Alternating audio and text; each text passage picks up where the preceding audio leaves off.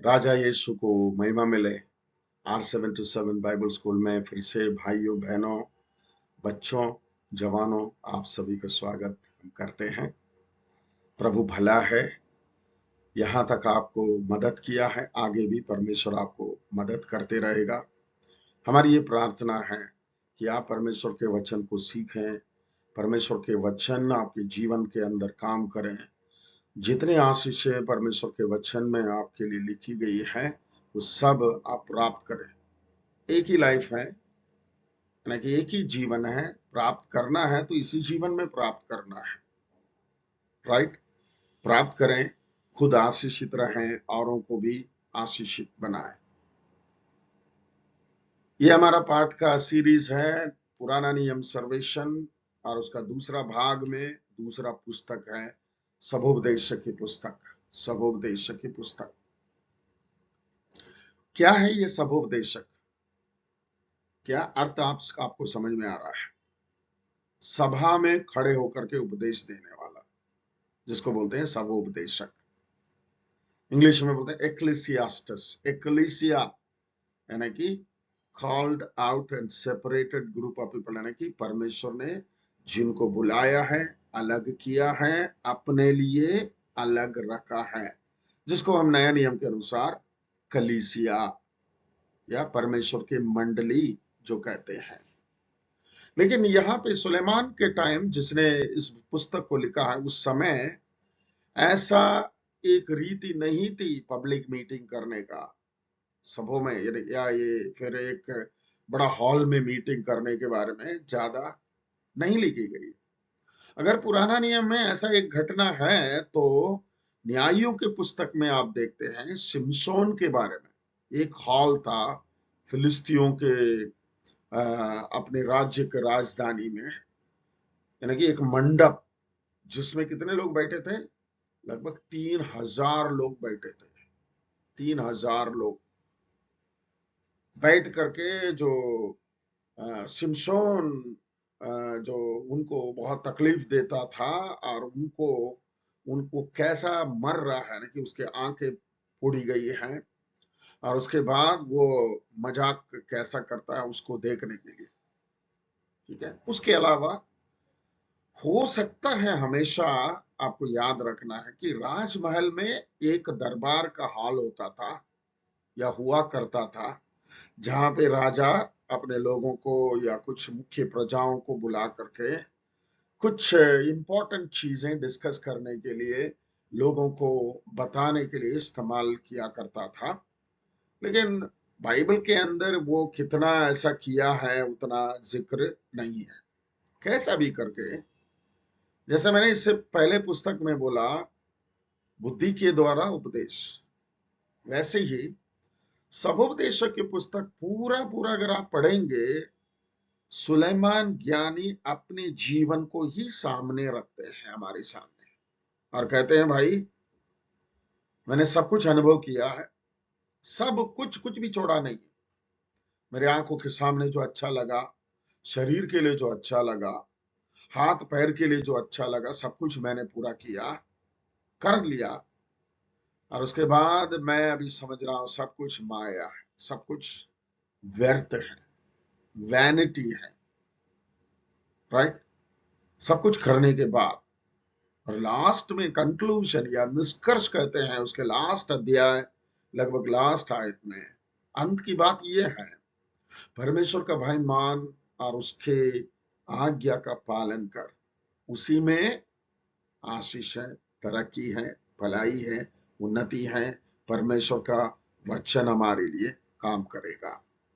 तो इसका मतलब सबोपदेश का यह मतलब है, सारे दुनिया को सुलेमान ज्ञानी ने सभा समझा है और खुद को एक प्रचारक समझा है, और प्रचार का विषय है जीवन, जीवन का अनुभव, और निष्कर्ष है भाई कुछ भी करो, परमेश्वर का भय मानने से सुखी रहेगा, आशीषित रहेगा, धरती पे तुम्हारा भला होगा, और उसके बाद जीवन के बाद परमेश्वर से मिलेंगे।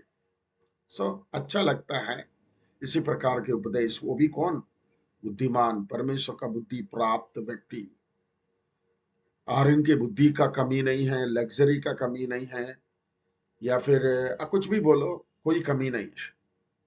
लेकिन एक कमी महसूस किया उन्होंने, परमेश्वर को अपने जीवन काल के अंत में उन्होंने, ऐसा बोलना चाहिए, खो गया। ठीक है, चलिए। लेखक दो प्रकार के प्रमाण हैं, बाहरी व भीतरी, जो अंकित करता है कि सुलेमान सबोपदेशक का लेखक है। बाहरी यहूदी परंपरा सुलेमान को यह पुस्तक समर्पित करता है। भीतरी प्रमाण है, बहुत सारी पंक्तियां प्रमाणित करती है कि निश्चित ही सुलेमान इस पुस्तक का लेखक है। पहला अध्याय पहले आयत, दाऊद का पुत्र, यरूशलेम का राजा।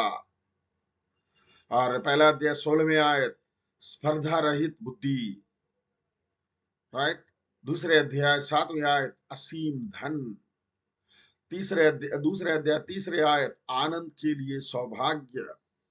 और दूसरे अध्याय 4 से 6 तक आप पढ़ेंगे, विस्तार, निर्माण, क्रियाकलाप। ये सारी चीजें जो हैं सुलेमान के बारे में ही जिक्र करती है, वर्णन करती है। पर परमेश्वर ने सुलेमान को इतना सारा चीजें दे रखा था, और हमारे लिए इशारों इशारों में परमेश्वर ये बताते हैं कि वो सामर्थ, वो बुद्धि, वो अनुग्रह अगर आप मांगेंगे तो आपको भी परमेश्वर देगा। यहूदी परंपरा के अनुसार सुलेमान अपनी जवानी की दिनों में जवानी के अनुभव को पाकर गीत लिखा। उसने नीति वचन को अपने वयस्क वर्षों में लिखा। वयस्क वर्ष यानी कि बूढ़ा होने पर, जो एक अर्ध उम्र व्यक्ति की बुद्धि का प्रगटीकरण है। सूचनागत, उसने सबोपदेशक उसे ढलते उम्र में लिखा। बुजुर्ग व्यक्ति के दुख को प्रकट किया गया। संभव था सबोपदेशक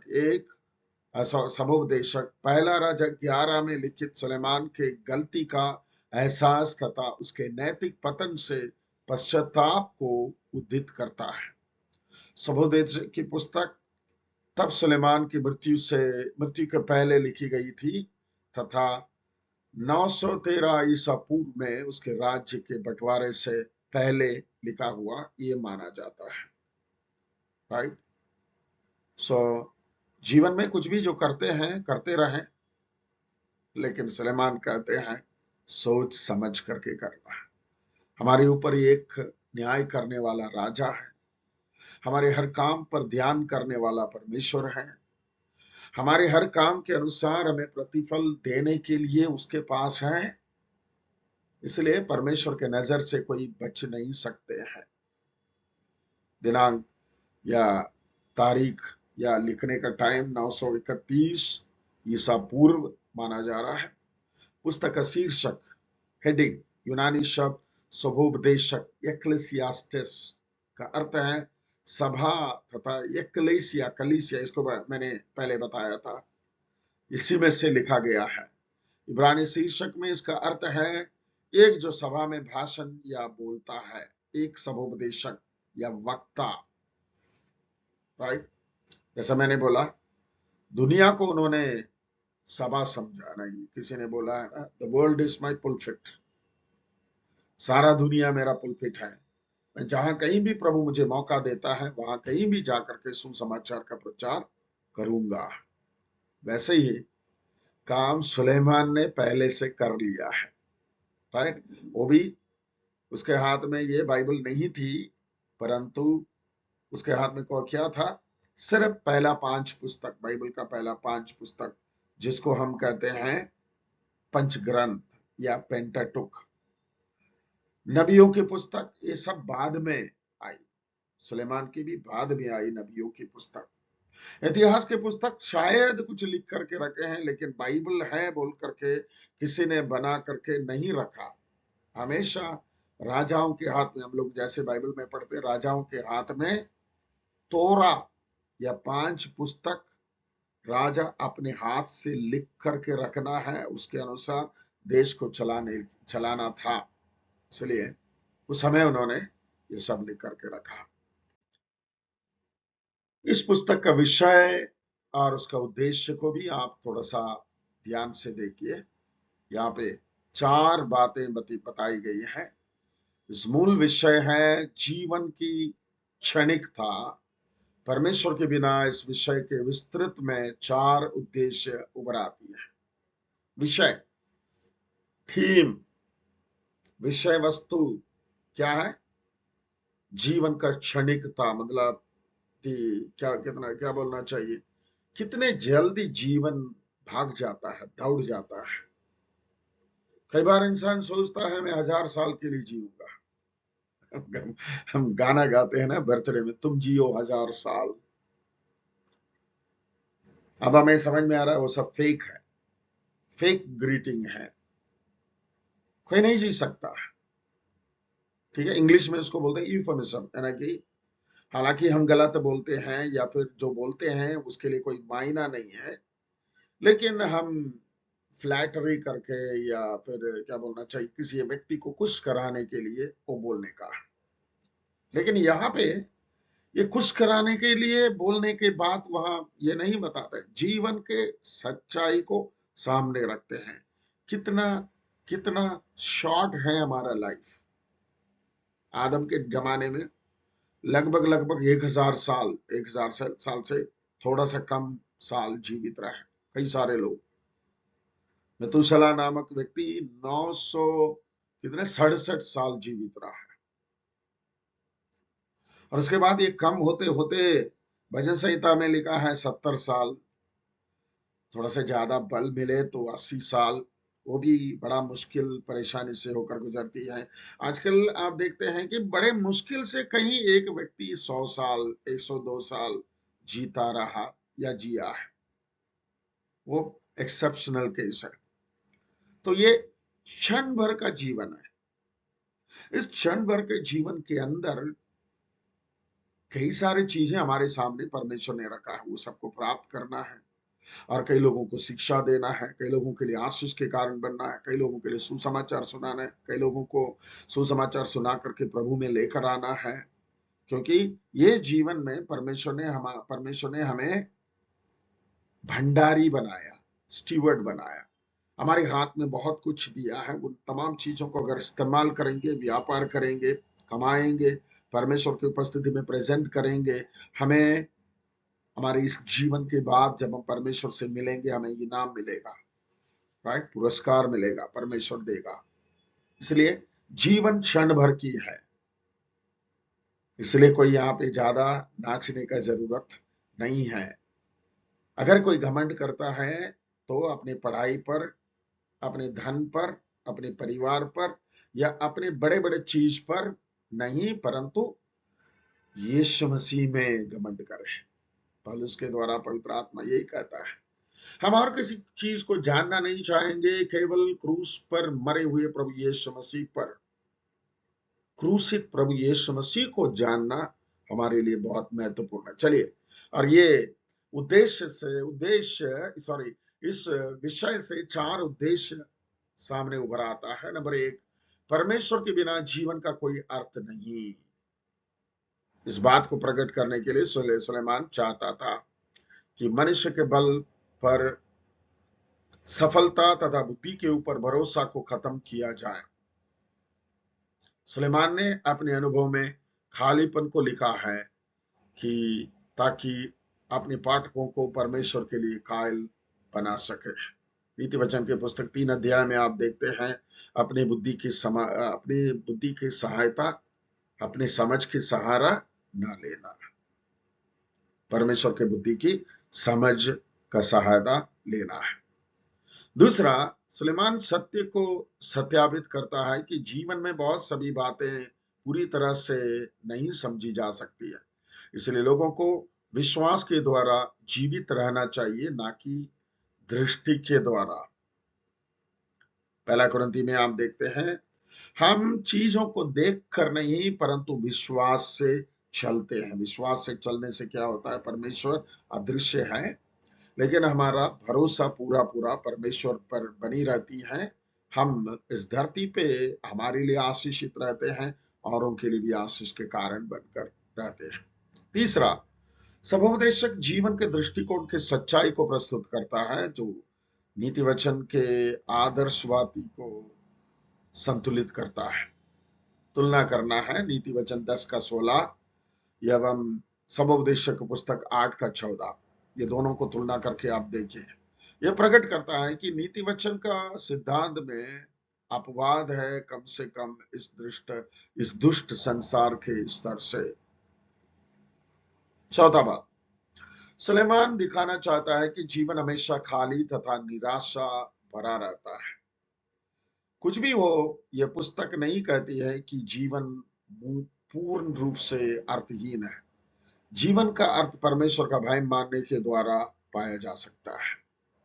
जीवन का अर्थ परमेश्वर का भय मानने से, परमेश्वर के साथ चलने से, परमेश्वर के आशीष भरा जीवन व्यतीत करने से ही होता है। अन्यथा जीवन का कोई मतलब ही नहीं होता। पौलुस कहते हैं प्रेरितों के काम 20वें अध्याय में, इंग्लिश में मैं बोलता हूं, My life is worth nothing if I have not completed the task that he has entrusted in me.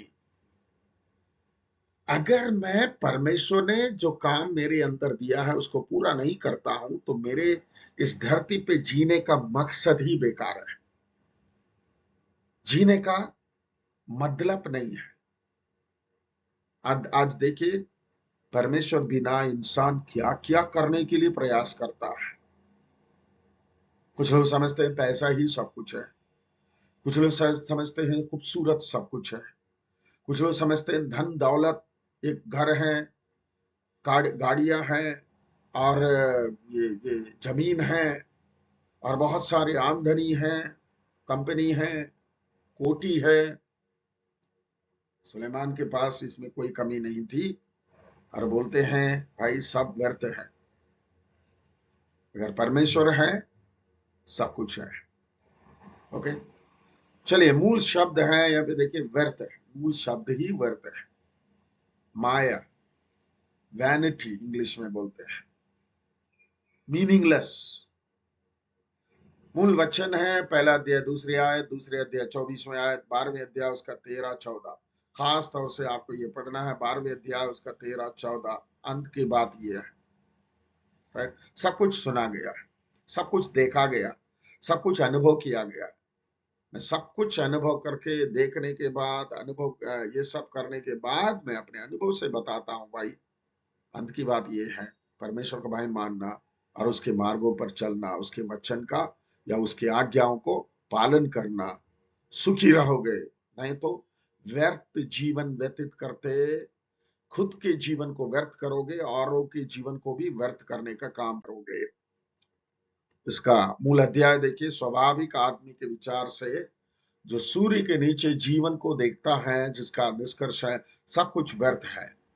वक्ता सावधानी पूर्वक अपने व्यक्तिगत जीवन के व्यवसाय के साथ लंबी सूची को लिखता है। परमेश्वर के दृष्टिकोण से सूर्य के नीचे जीवन का अर्थ परमेश्वर के हाथों के द्वारा अनमोल उपकार के रूप में, अध्याय 12 पुस्तक के चाहत को जीवन के अर्थ को एक निर्णय में बदल दिया है। परमेश्वर का भय और उसकी आज्ञा मान, और क्योंकि मनुष्य का यही कार्य है, परमेश्वर का भय मान और उसकी आज्ञा को पालन कर, क्योंकि मनुष्य के कार्य यानी कि यही कार्य है सब कुछ। इसी में मनुष्य के लिए भलाई है, आशीष है, वो सुखी रहने के लिए मार्ग परमेश्वर ने इसी के अंदर दे रखा है।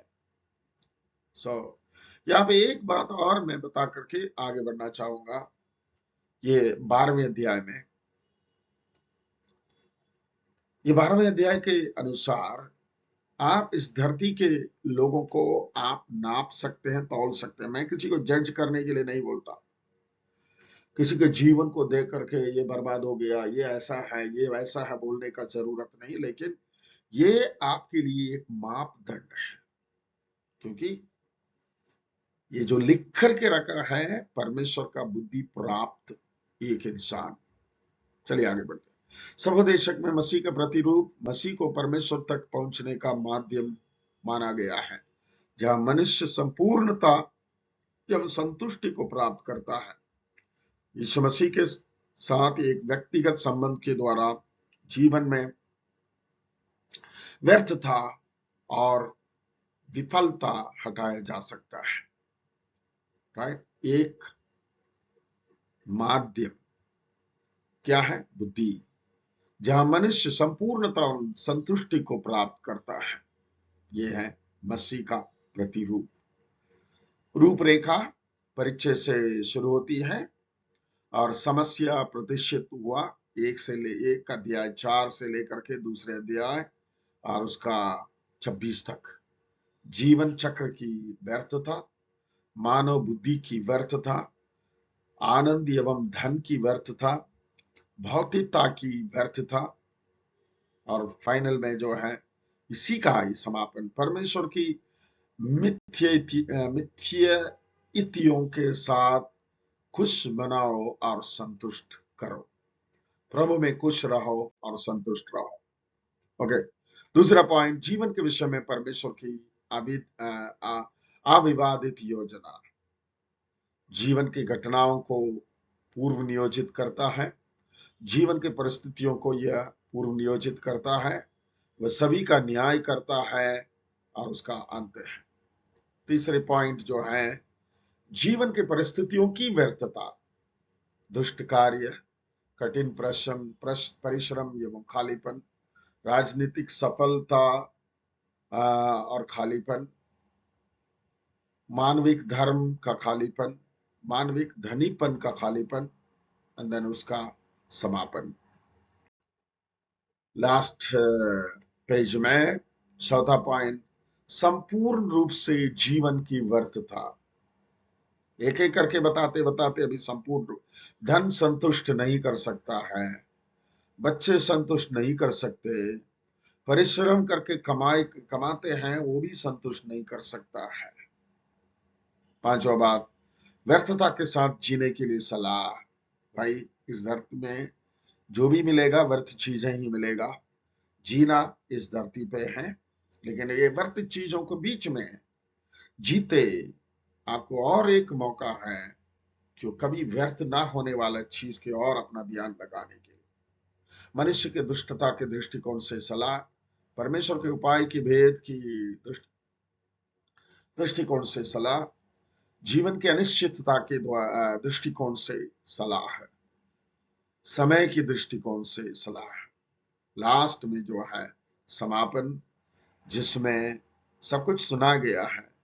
अंत की बात यह है, परमेश्वर का भय मान और उसकी आज्ञाओं को पालन कर, क्योंकि मनुष्य के सारा कर्तव्य परमेश्वर ने इसके अंदर दे रखा है।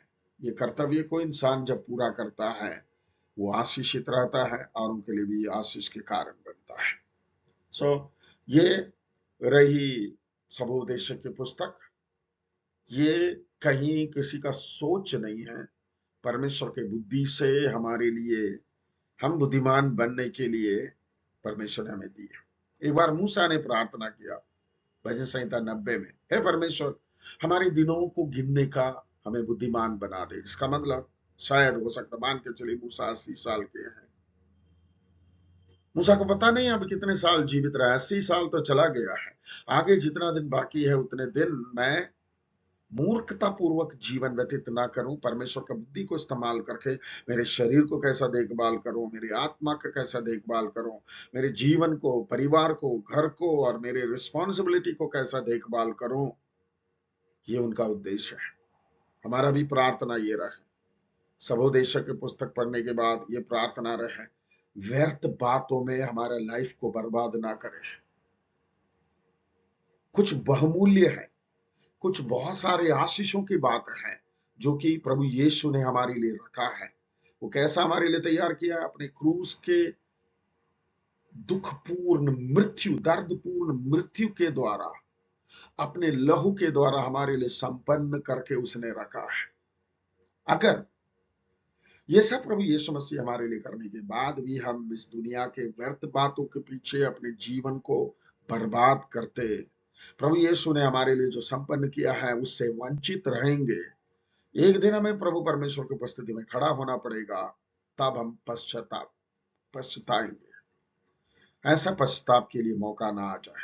अपने जीवन को देखें, और उसके बाद ये पुस्तक को पढ़े और जितने भी डिटेल्स आपको कहीं से भी मिलेगा उसको आप प्राप्त करें, तो वो आपके साथ रहेगा, आपको आशीषित करेगा। हम फिर मिलते हैं, तब तक परमेश्वर आपको अपने पंखों तले सुरक्षित रखे। Thank you, God bless you.